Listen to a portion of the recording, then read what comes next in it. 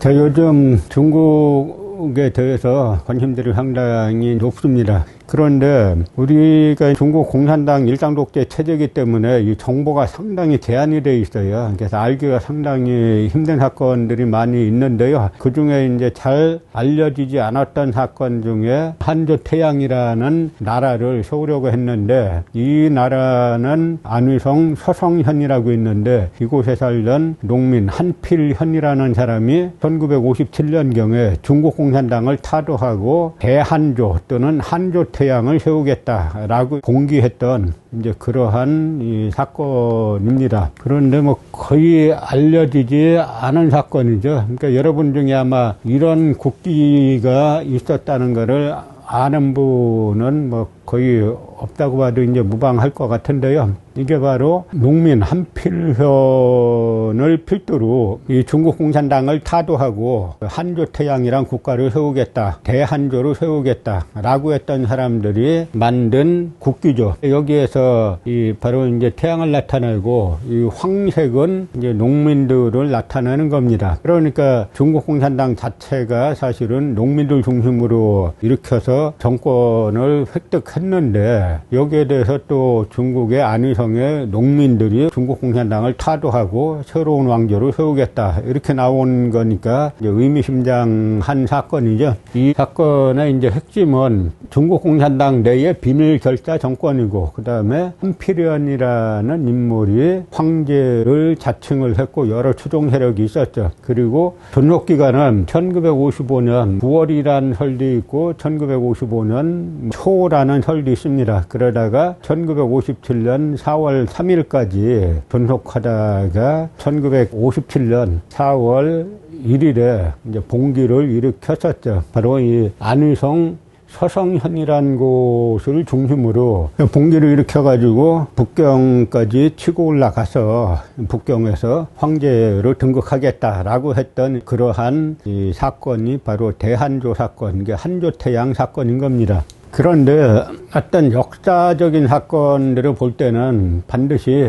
그 시대적 배경이 있어요. 어떤 시대적 배경에서 이런 일이 발생했는가를 알아야 됩니다. 그러려면 중국 공산당이 어떻게 정권을 장악했는지를 알아야 되죠. 한조태양이 1955년에 비밀결사로 만들어진 것처럼 이 중국 공산당도 1921년에 비밀결사로 결정이 됐는데, 몇 명이 창립 멤버인지 잘 모른다 그랬죠. 그런데 그 정도로 이제 이 당시에 중국 공산당하고 중국 국민당은 상대가 안 됐어요. 그래서 이거는 중국 국민당의 청천백일기고, 이거는 이제 중국 공산당의 뭐 깃발이자 중국 공산당에서 지금 강서라는 곳에 소비에트를 가지고 있었는데, 소비에트에서 한 600만 명 정도의 농민들을 다스리고 있었는데, 이제 그때 사용하던 이제 깃발들이죠. 그런데요, 두 국민당과 공산당, 당초에는 공산당이 전혀 이제 국민당의 상대가 되지 못하다가 이 두 차례의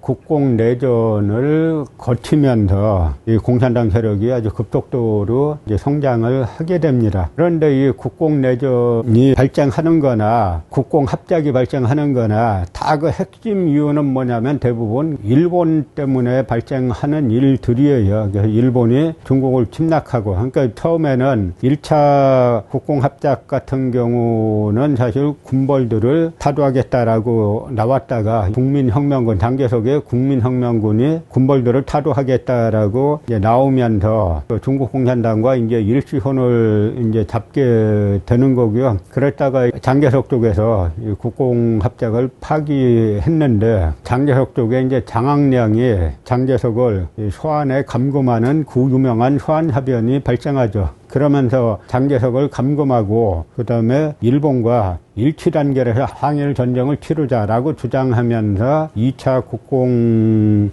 합작이 이루어지게 됩니다. 그러다가 이 2차 국공 합작도 일본이 이제 패망하고 난 다음에 그다음에 장개석군이 또다시 모택동군을 공격하면서 2차 국공내전으로 발전하게 되죠. 그래서 2차 국공내전을 한번 살펴보면은 1946년부터 1949년까지죠. 그래서 이때 중국 국민당이 한편이 되고 중국 공산당이 한편이 됩니다. 그리고 이 중화민국 국민정부, 장개석이 영술이 있는 중화민국 국민정부가 있고, 그 다음에 군사력으로는 국민혁명군이 있게 되는데요. 공산당 쪽에서는 중국 공산당이 있고 팔로군과 친사군이라는 게 있어요. 그런데 이 팔로군과 친사군이 국민혁명군에 편입되러 갈 때 당시 중국 공산당 산하 홍군의 그 총사령관이 이제 주덕이라는 인물이지 않습니까? 이 주덕이 연설하는 게 있어요. 그 연설 내용이 뭐냐면 우리 이 홍군 팔로군과 신사군의 역량을 10으로 놓으면은 이 10개의 역량을 어떻게 사용해야 되느냐 라고 하면은 약 뭐 한 2개 정도는 국민당하고 협조하는 데 쓴다. 나머지 뭐 6개 정도는 어디에 쓰냐면 우리 홍군을 강화시키는 데 쓴다. 그리고 나머지 하나 정도를 일본군과 싸우는 데 쓴다. 그러니까 이 홍군 역량에 이 홍군이 제2차 국공합작의 결과로 국민혁명군에 편입은 됐지만 다 주의체계는 다 따로 있는 겁니다. 이 역량의 10개 중에서 일본군과 싸우는 거는 10분의 1만 쓰고 대다수 역량은 우리 홍군의 역량을 발전시키는 거다. 그래서 뭐 하겠다는 겁니까? 그래서 결국은 나중에 장개석군을 꺾고 국민혁명군을 꺾고 국민당을 꺾고 중원을 대륙을 차지하겠다는 거죠. 그 원래 그 목적으로 전부터 국공합작을 했죠. 그러니까 피부에서는 공산당이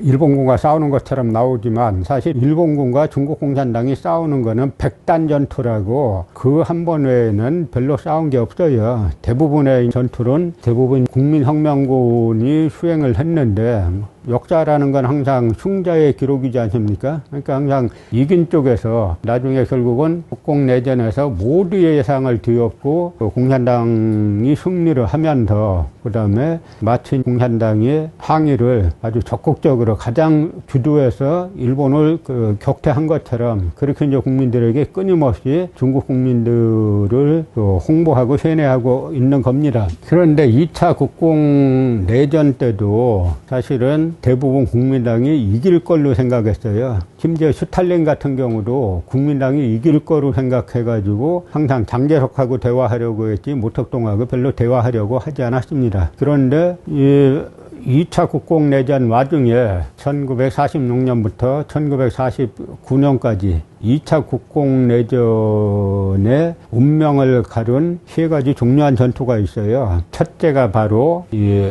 요서회전 또는 요심전역이라고 하는 겁니다. 요심은 바로 요양과 심양을 뜻하는 그런 말이죠. 그러니까 요심은 지금의 만주를 뜻하는 건데요. 바로 이 전투에서 국민당이 패배를 하면서 이 전세가 공산당 쪽으로 이제 기울어지기 시작하는 겁니다. 그런데 우리가 이제 고려사를 쳐보면은 고려사 온라인 서비스가 되는데요. 고려사에서 요심이라고 한번 쳐보면 아주 재미있는 구절들이 많이 나와요.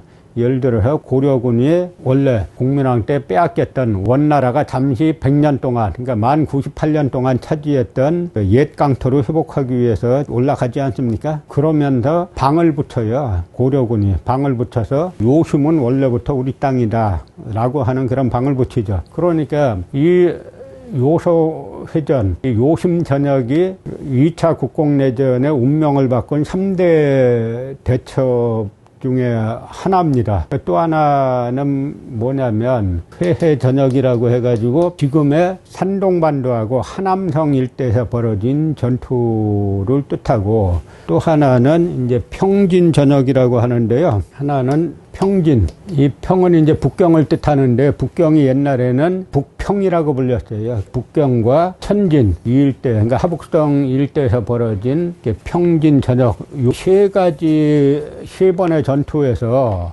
중국 공산당이 이제 승리를 하면서 누구의 예상을, 다수의 예상을 뒤엎고 중국 공산당이 중원을 이제 차지하게 됩니다. 그런데 그 중에 가장 중요한 것이 요소회전, 요심전역인데요. 1948년 9월 12일부터 11월 2일까지 약 50여일 정도에 걸쳐서 이제 벌어진 전역인데, 이 전역에서 중국 국민당 쪽은 전투에 나섰던 부대 이름이 뭐냐면 동북 초비 총사령관. 초비는 뭐냐면 비족들, 국민당 쪽에서는 공산당 군대를 갖다가 홍비라 그랬죠.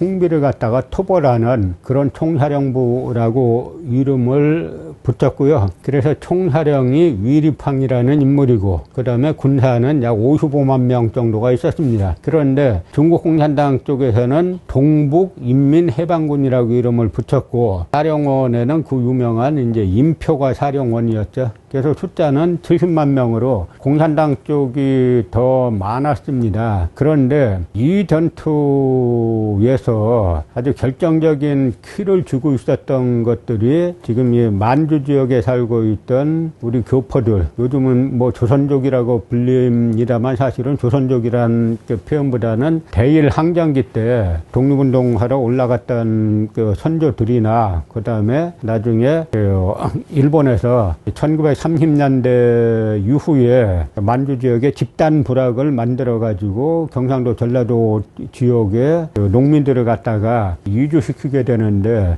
이렇게 이제 올라간 교포들의 숫자가 상당수가 있었는데, 이 교포들이 상당수가 이 중국 공산당 편을 들면서, 그러면서 요소회전, 요심전역에서 공산당이 국민당을 꺾는데 아주 결정적인 힘을 얻게 됩니다. 만약 이때 중국에서 말하는 이 동북지역, 이쪽 지역은 중국 한족들은 원래 자기네 땅이라고 생각을 안 하던 곳이에요. 옛날부터. 지금의 만리장성이 하북성 진왕도시까지 내려왔지 않습니까? 그건 명나라 때 싸운 건데, 명나라 때 이제 만주족 내려오지 말라고 싸운 건데요. 거기까지가 원래 한족들, 농경민족인 한족들이 원래 생각하던 자기네 땅이고, 그 바깥은 자기네 땅으로 생각하지 않고 있었어요. 그런데 이때 자기네 땅으로 생각 안 했다라는 것은, 그쪽 지역은, 만리장성 북쪽 지역은 동이족의 땅이다. 그러니까 만주족이나 우리 민족이나 뭐 이쪽의 땅이다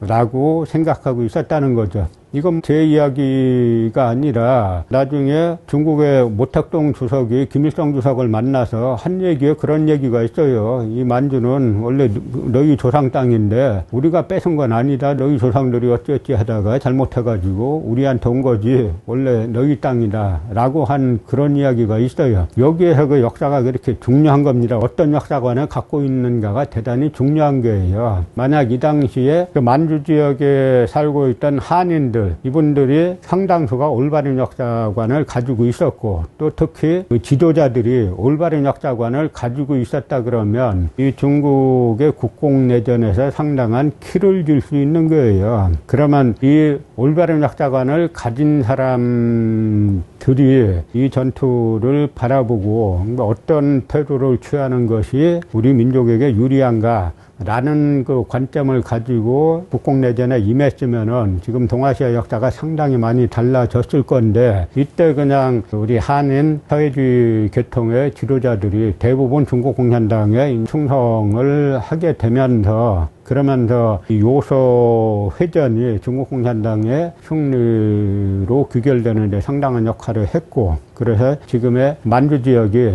현재 이제 중국 땅이 되는데 아주 이제 결정적인 역할을 한 것이 바로 이제 그 이 요소 회전인데요. 그래서 이때 중국 국민당 군은 이 전역에서 패배를 하면서 약 47만 2천 명 정도가 전사하거나 항복하거나 그 다음에 포로가 되죠. 반면 이제 중국 공산당 군은 약 6만 9천 명 정도가 전사를 하게 됩니다. 그래서 요소회전의 결국은 모두의 예상을 뒤엎고 1949년 10월 1일 날 이 천안문 광장에 올라가서 그 중국 공산당의 이제 모택동 주석이 중화인민공화국이 선포됐다라고 선전할 수 있게 되는 겁니다. 바로 이 토대에서 이 부분을 이해를 해야 한필연이라는 안의성의 농민이 왜 이 중국共產당 정권을 타도하고 새로운 왕조를 일으키겠다, 세우겠다, 대한조